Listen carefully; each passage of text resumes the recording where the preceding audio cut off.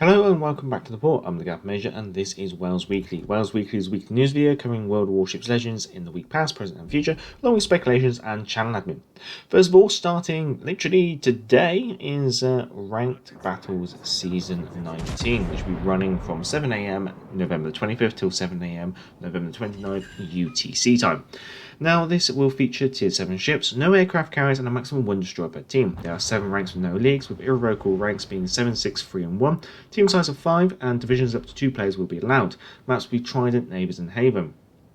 In regards to rewards, I'm not exactly certain on the amount, but up for grabs will be doubloons, steel, shallow camouflages, big winter crates, global XP, paint, insignias, epic battle boosters, or rare battle boosters actually I believe, promotion orders, and a commander container, or crate I guess you should say. Now, I guess it's safe to assume it's going to be 14 stars as per the previous 2 seasons of ranked, with it starting off with 2 stars per rank and ending at 3 stars per rank towards the later end of the season.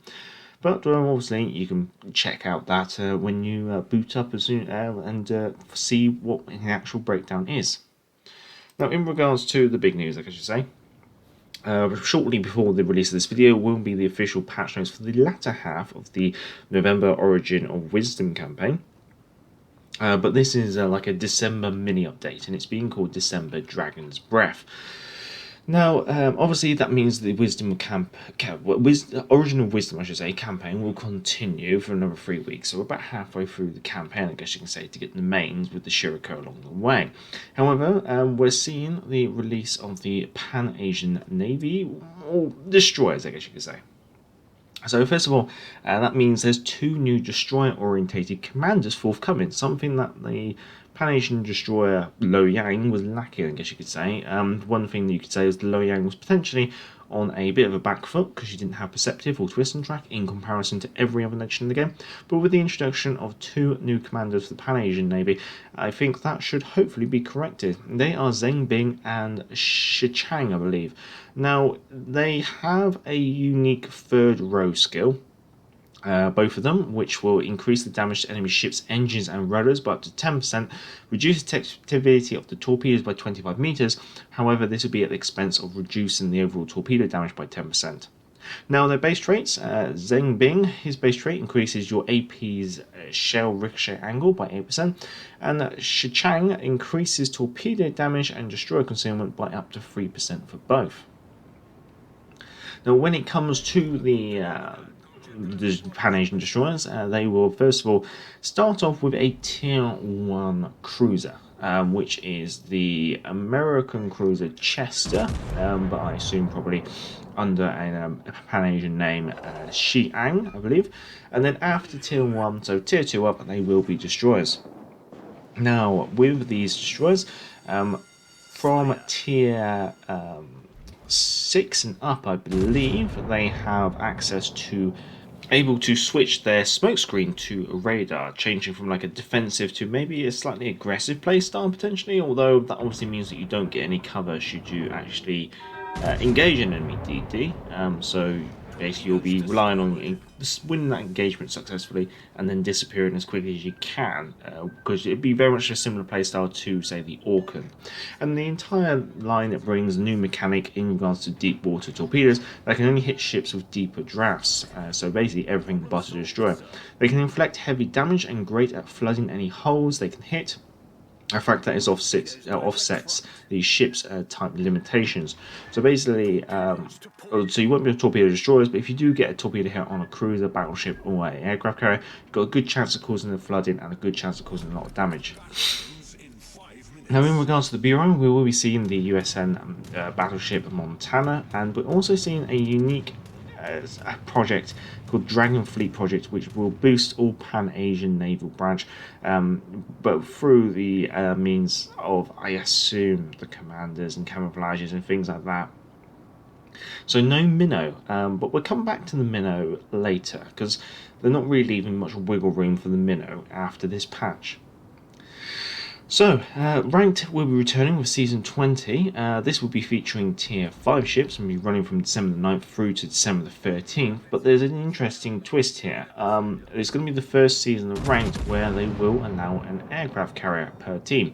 So that's going to really shake things up, especially if you are just a player. Well, to be honest, with any player, because an aircraft carrier has a lot of damage potential over time. And it's going to mean that people are going to have to focus on AA, focus on grouping up in order to support each other, and the aircraft carrier will be able to pick off any lone targets that separate. So that's going to be a real mix-up for rank, I have to confess.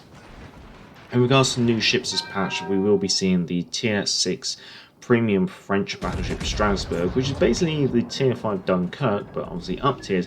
And one of the things that she will be gaining access to is the main battery reload booster to enhance her rate of fire. I don't know how many times per game, we don't quite know the amount of times she have access to that consumable. Furthermore, we're going to see a return of two collaborations, the Godzilla vs. Kong collaboration and the Archipelago of Blue Steel collaboration. So if any of those collaborations you've been interested in and missed out in the past, they are making a little bit of a return for the latter part of this patch. So this patch will honestly run us until, I believe, the 20th of December, I should say. So that basically means that Minnow is basically guaranteed to be coming after the 20th of December, really. So we are going to have a Minnow Christmas, I guess you could say. In regards to the channel and everything else like that, first of all, you've probably seen I did a bit of an XCOM 2 live stream on Sunday. That was just doing something completely different, just mixing it up, and I had a bit of an itch to scratch when I was doing that, and it was quite fun, I have to confess. In other news, you may notice that the video output for this week has been drastically reduced. The reason being is I'm just taking a little bit of a step back. The past couple of patches have been pretty full on with constant releases of tech trees and other ships like that, and it's been pretty much a very hard schedule to keep up, really. And I've kind of hit a bit of a brick wall, I guess you could say. I need a little bit of a break. I've had a little bit of burnout, I guess you could say. And so at the moment, rather than producing videos and playing World of Warships Legends in my free time, I'm just taking a bit of a break, doing a couple of other things, catching up with a couple of hobbies and other things like that. Now, my aim is obviously, while I am taking a break, I will still keep doing WoWs Weekly. I will keep doing the Friday live streams. It just means that all the other kind of content in regards to like reviews and stuff, I'm probably just going to put on the back burner a little bit. I know I have a lot to review in regards to the Talon, to the Riga, to the Warhammer 40k content, the Ship Smasher, and the something of Iron.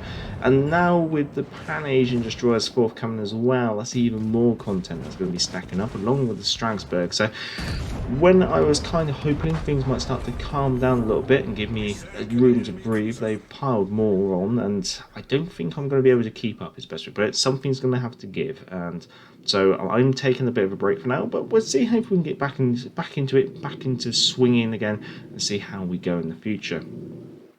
Well, that's everything I have got. I guess it's worth mentioning we have taken on two new moderators. We've taken on Admiral Kriv and Brandon ABC just to expand the moderator team up to 5 members, which should mean there's always a moderator available whenever I'm streaming, which should be quite helpful, especially if I'm distracted doing things like ranked or this and that, if you know what I mean. But generally, we have a very good community, a very well-behaved community, so it's more like just making sure that the responsibility is a bit more shared between the moderators rather than focused on a few members of the team. So hopefully it's nice to have them on board. And I don't think I have anything else to add apart from I've got a bit of a sore throat, so I'm going to have to probably stop so soon. So if you did enjoy this, feel free to give it a thumbs up. Enjoy this content, feel free to subscribe. Down in the description, all those links and all that la-di-da. And I'll probably try and link the patch notes if I can and the trailer on the end screen. Until next time, I'm the Gallop Major and back to the port. Hey, hey, clear the way, here comes the galloping major. Bumpity, bumpity, bumpity, bump. Get out of the way there, you fellows, unless you want me to run you down. I guess it's